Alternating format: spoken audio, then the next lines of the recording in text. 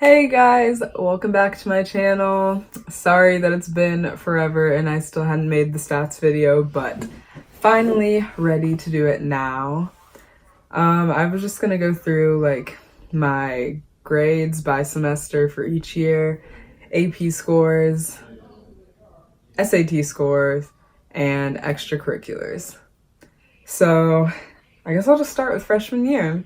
So my freshman year grades were a little weird because I did summer school and my school does something called Jan term, which means that in the month of January for 3 weeks you just take one class all day every day, and it's like some unique kind of course, it's not like necessarily academic.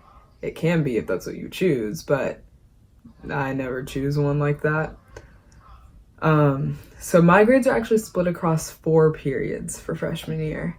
So I took one summer class by choice because I wanted to get a free period during the school year. So I'm just gonna put up my summer grade, I think, somewhere up on the screen. And that was like a 98 in Bible. It was Bible, it was chill, it was easy. So like that was expected.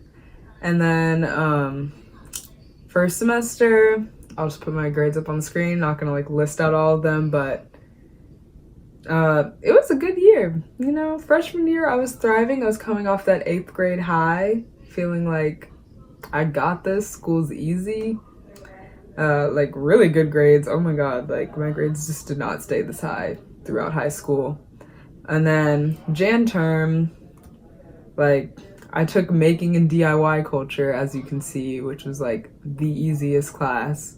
All we had to do was like write reflections, so got a good grade in that, of course. And then second semester freshman year, still doing well. My little freshman self, thriving. I don't have much to say about freshman year. As you can see, I didn't do any APs because at my school, like no one does APs as a freshman unless you're like a child genius or something. Like it's not in the normal freshman path to do one. So moving on to 10th grade. So this is when I started getting like my first B's. Like just in one class, I started taking AP Chem. That was the only AP I took sophomore year. And kind of similar thing at my school, doing even one AP sophomore year is like more than average. Yeah, AP Chem kind of killed me. Not gonna lie. Like bruised my ego like crazy. You know, like I said, I was coming off the 8th grade high freshman year. Freshman year I was coming off a freshman year high in the sophomore year. And then like AP Chem just like beat me down, like just crushed me. It was rough. So yeah, didn't thrive there. But I did well in the rest of my classes. Like I was happy overall. I think like some people who were in my chem class were like really struggling with having like their first B, but I didn't care that much. And then so like I mentioned the Jan term thing before. If you do AP Chem is your Jan term. So I said I usually just choose the fun Jan terms. Well, I didn't really have a choice for this one. So yeah, didn't really thrive in Jan term either. Everyone else got like A's in Jan term. You know, I failed the test, so. Semester 2 was about the same as the first semester. Not much changed. Not much to say about that. Did pretty well. Proud of it. Yeah. Junior year. Let's see. What did I do this year? Oh yeah, I got 2 B's this year. So this year I took 3 APs. Or junior year, I took 3 APs. That was also considered like a good amount. I could have taken 5. That's how many I was like recommended for. But then my grade chair like talked me out of that. But yeah, honors calc sucked. I was so bad at it. I've failed a couple tests. I got C's on most of the other ones. Yeah, wasn't great. Bio and calc, not the move. But like I had to, so. And then Jan term, I took entrepreneurship. That was fun, loved it. Not a ton to say about that, chill class. Semester 2, Okay, look at my honors calc grade this semester. I had an 80. Let me tell you, I actually had like a 78, and my teacher was just nice enough to round it up to an 80. He said if I got an 80 on the final exam, he'd give me a B in the class. And that's what I did. I got exactly an 80 on the final exam, so he gave me a B in the class. Otherwise, I could have had a C on my transcript, which I feel like all those colleges I got into would not have happened if I hadn't. Oh yeah, if you want to know all the schools I got into and got rejected from, you can go watch my college decision reaction video. I'll link it because I just don't want to read the list again because it's on my phone, which I'm filming with. But for everyone who thinks you can't get into top colleges if you don't have straight A's, this should prove you wrong, because this is an 80's like not great. Like, I was so scared I really thought like my college chances were ruined. I was totally overreacting to it. And like in hindsight, well, honestly, it still stresses me out looking at it, but you're not gonna die if you have B's. I actually firmly believe, okay, I'm sorry, I'm like going off on this tangent, but I firmly believe that colleges, like, they just want to see that you meet certain like minimum grade points in a way, or like they want to like see that you are in a certain range, but after that they like don't necessarily care the difference between like, oh, she had all A's and she had like all A's except in 2 classes. I don't think there's much of a difference between that for schools. That's what I found like from talking to admissions people. And it's really from that point your extracurriculars are what matter. And I think that's the same for SAT scores. Like, I feel like if you're in the 1500s, like you're in the 1500s, you're like, that's already impressive. Having like a 1590 versus a 1550, I really don't think that they think it's a huge difference. Or 1590 versus a 1510. I don't think they see it as a huge difference. They're just like wanting to see that you're like in that, you're like in a certain range. And then they're like, okay, great, she's got that, moving on, what's actually special about her. But that's like, you know, that's my opinion. I don't know that for sure, although I have heard similar things said by admissions officers. So, moving on. First semester senior year. Yeah, it went well. Went pretty well. My only B was in calc. I didn't do like a serious like hard science this year. I decided to do chem. This is like the first year where I finally was like, Michaela, you don't have to take all the hardest classes you get recommended for. Like, give yourself a break. So my school actually has AP Calculus BC Accelerated, which is what I was supposed to go into from being an honors calc versus honors pre-calc.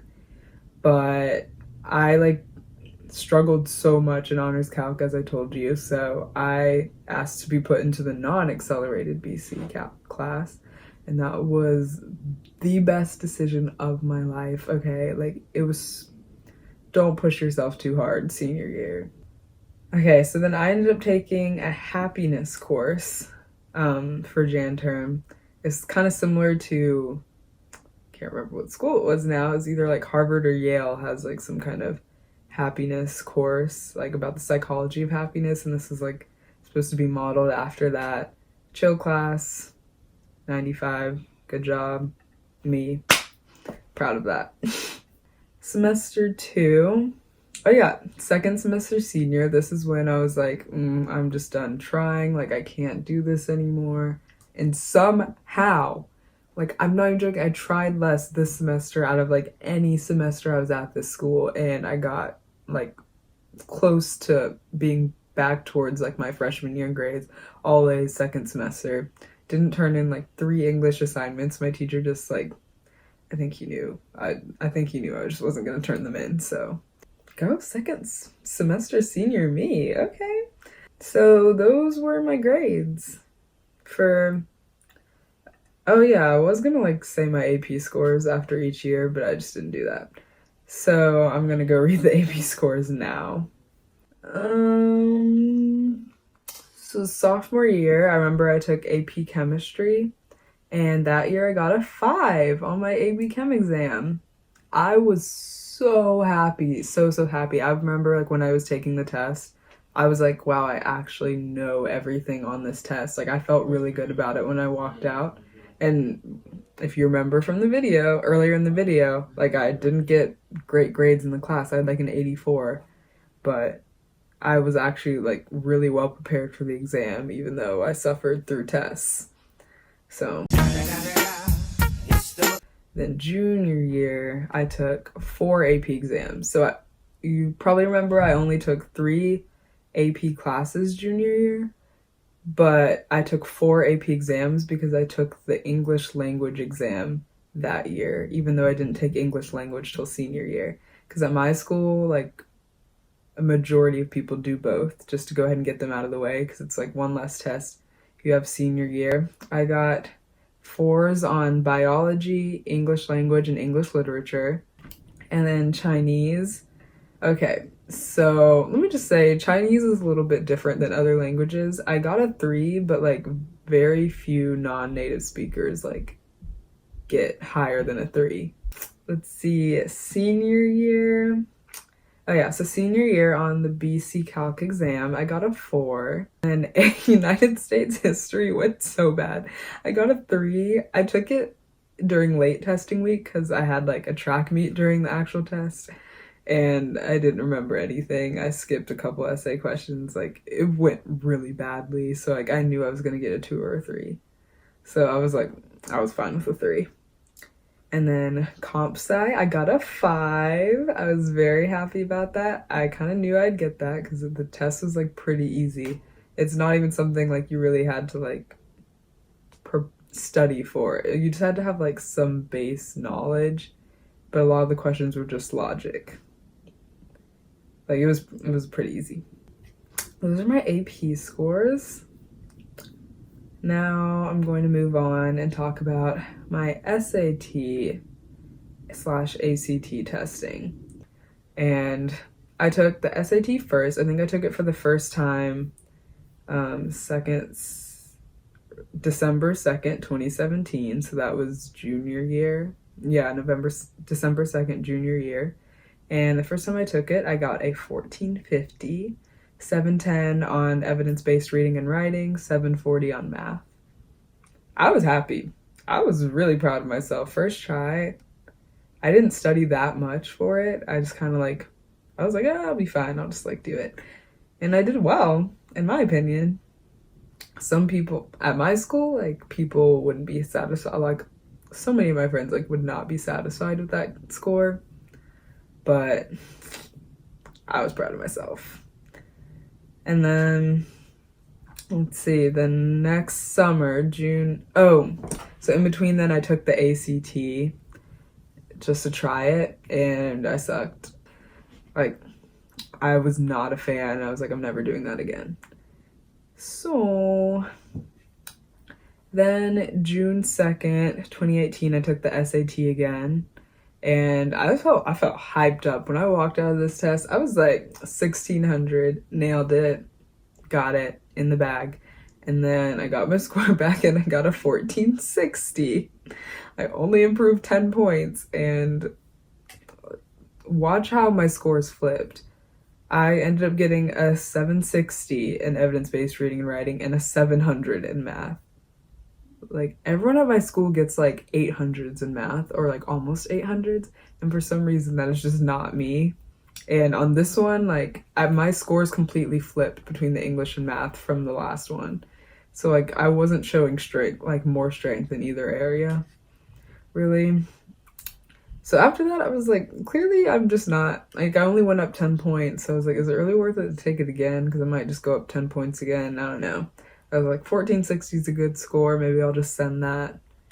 But then October 6, 2018, I did decide to take the SAT one last time. I studied a little bit more using Khan Academy. 10 out of 10 recommend Khan Academy official SAT practice, because that was like really helpful, and it was a lot better than just doing a bunch of full-length practice tests and like having to use like a book. This is all online. And that time I took it, I got a 1510. So I went up 50 points for my last SAT, which is 60 points higher than the first one. So I was really glad I took it again. And that time I got a 760 on reading and writing and then a 750 on math. So 50-point improvement just on the math is what was the difference between that and the last one. So what else is there? Oh, you want to hear my extracurriculars? Now I gotta go on Common App. Haven't been on that in a million years. Well, I got super unlucky and Common App decided they want to do construction on their website starting today. Maybe I couldn't even log in anyway. I might not have been able to log in anyway. I don't know. But I do have my resume from college application time, and I'm pretty sure I can guess which of these activities I put on my thing. There's just a couple things I'm iffy about, but I'll just go ahead and tell you, and I don't know what order I put them in, because they have you list them in like order of importance. And like, I don't know what order I put these in, but I'll just read them out. So this is my extracurriculars. I don't know if I said that. So I was an admissions ambassador at my school and was a lead ambassador. And for that, I hosted and interviewed prospective students, led families on campus tours, and helped run open houses. It's a private school, so that's something that they do. And then I was on my school's service council, which was called Service Corps, and I was the upper school committee lead, not like the whole upper school, and like designing and funding service projects, that kind of thing. And then I was co-president of my school's eco club, environmental campus organization, and I was a part of, during junior and senior year, something called Girls Empowering Relationships Through Leadership and Service. We're just called girls, but that's what it stands for. We mentor middle school aged girls. I did varsity track and field, and I was a captain senior year. And varsity cross country. Oh yeah, for track and cross country, like got varsity letters, so put those down.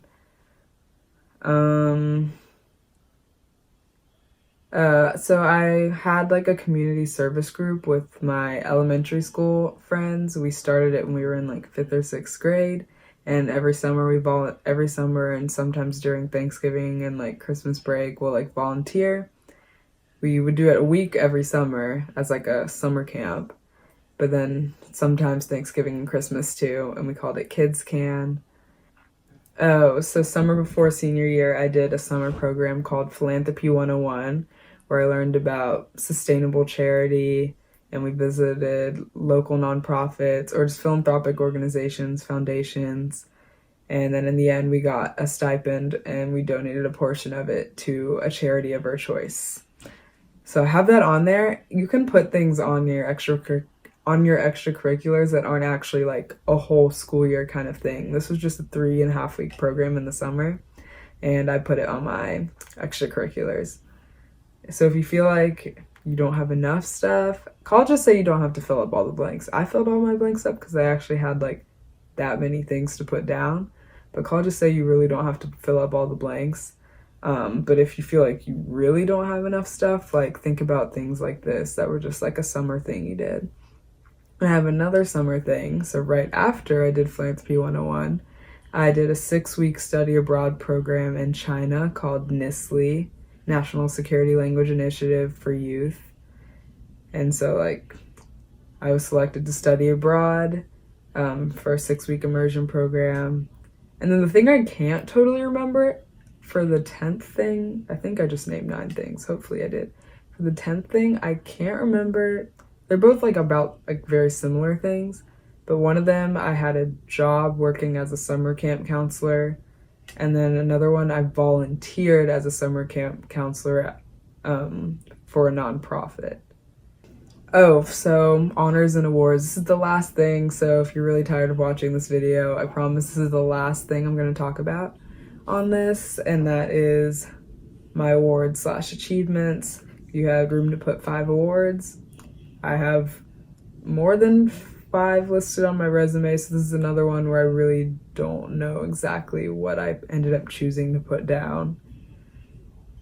Like, I can only know for certain like a couple of them that I know I put, but I don't really remember the other ones. So National Honor Society, I think I put down. National Merit Commended. This is not National Merit Finalist. This is like the tier after the actual like National Merit people. National Merit Commended. I put that down. I'm just gonna name all these awards I have listed here because I don't know which 5 I put down. I'm so sorry, like I just don't know. AP Scholar with Distinction, and then Georgia Chinese Language Educators Star Student Award. I'm pretty sure I put that one down. Wellesley College Book Award. Can't remember if I put that one down or not. And then Presidential Volunteer Service Award. I think I put that one down. But that's all that I have for this video. Thank you for bearing with me through all of that if you did. And if you just skipped to the end, I don't blame you because I always make my videos like way too long because I talk too much. But let me know if you have any recommendations on what kind of video I should do next. Like maybe like college, if you have any like questions, maybe I can do like a college Q&A or a life Q&A. I don't really know. I move into college in a couple weeks, so I'll probably maybe do a move-in vlog or like a video of my dorm. We'll see when I get down there. But thank you so much for watching, and see you next time.